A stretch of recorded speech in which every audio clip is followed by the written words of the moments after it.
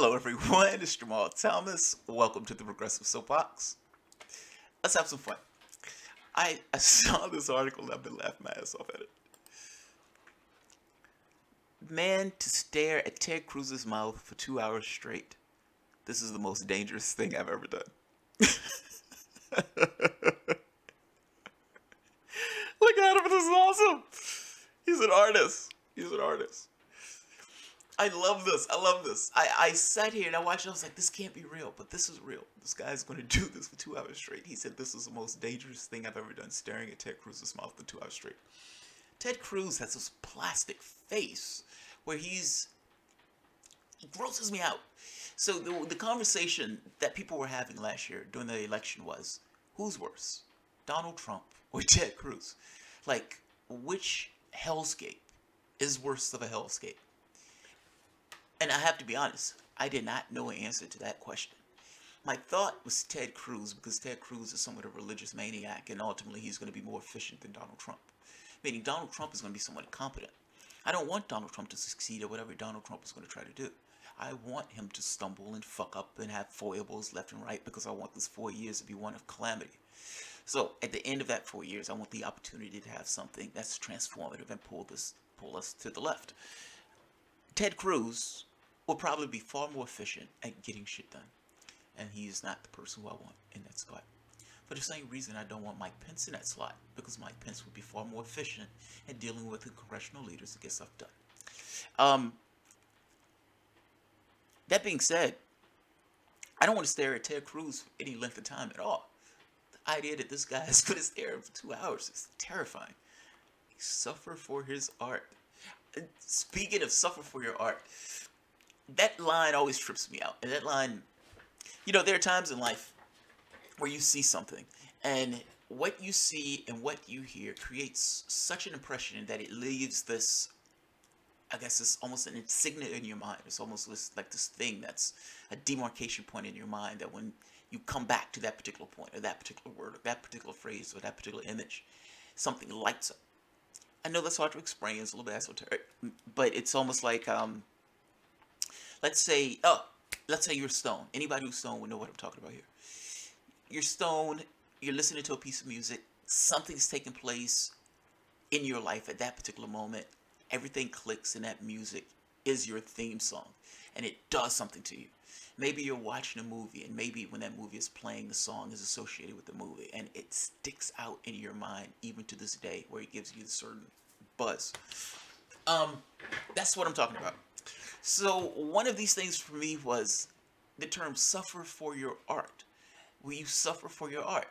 I was watching this femdom, she was a dom, and she was in her element with her craft, doming a sub.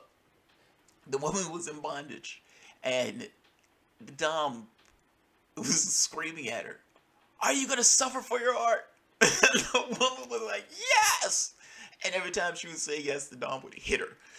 And I thought that was the funniest shit I've ever seen in my life. Suffer for your art, particularly within this context. This feels very similar to me. This guy is looking at Ted Cruz's lips for 2 hours, talking about he's going to suffer for his art. Let's take a look at this article. If artists are supposed to suffer for their work, then Tom Miller must be a genius. Friday night, the Gainesville, Florida-based performance artist will attempt to go where few others dare by staring at Ted Cruz's mouth for 2 hours straight. This is the most dangerous thing I've ever done, Miller told Huffington Post. It's like being caught on It's a Small World for 2 hours straight. Miller will be doing this for 2 hours, Ted Gawk, starting at 7 p.m. at the Hardback Cafe. The 50-year-old artist will be making a stage sharing. The 50-year-old artist will be on stage sharing a giant photo of Cruz without breaking eye contact. Blinking is allowed. People can attempt to interact with me, but I won't be focusing on anything else but that smile, he said. Maybe someone will bring beer to ease my pain. Then an hour after Ted Cruz stare down, Miller will unveil a new original piece of artwork to commemorate the event. Miller insists the 2-hour stare down at Cruz's grin is not a political statement. His face perplexes me, Miller said. How can someone be happy and smiling, but give you the feeling they're not happy or smiling? I feel like I'm staring at the abyss to see if there's a glimmer. Amazingly, Miller said he preferred to stare at Ted Cruz's mouth in person than the two-dimensional he's using tonight. When you're looking at a picture of his mouth, you're looking at the collective consciousness of whatever we think he is, he said. It might be easier to do it in person. That's actually rather deep.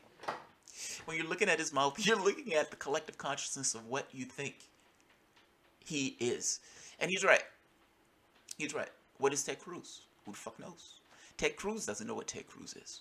I mean, ultimately, you have a perspective of Ted Cruz. That perspective is what, an aspect of that is what you yourself invest into what you believe Ted Cruz is.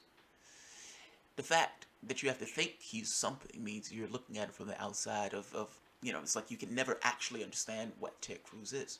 And the point I make it, that Ted Cruz probably don't even understand what Ted Cruz is himself, is everybody, to some degree, get the perspective of themselves wrong.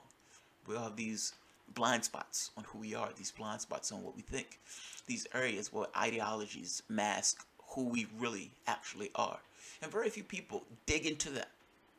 They dig into that. They take on a persona. They take on, I'm this, I'm that. And at that point, they follow the consciousness of whatever the group they're associated with.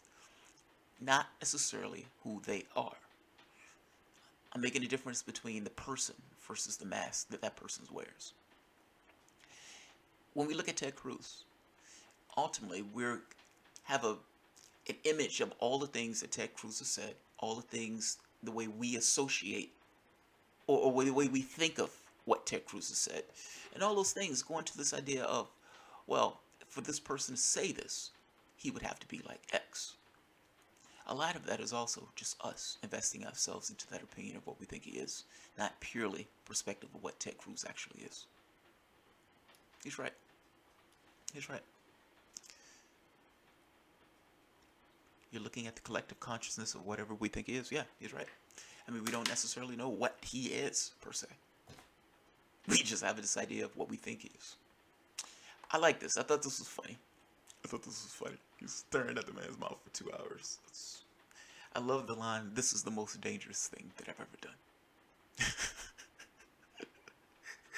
That's awesome. I just read this one because I thought it was funny. This is not even a news piece. It's just joking on Ted Cruz. I should have showed the picture that Ted Cruz is sitting under the Trump pen sign. Oh, that's one of my favorite videos. That's one of my favorite videos. He's calling for Donald Trump. But he's not saying, will you vote for Donald Trump?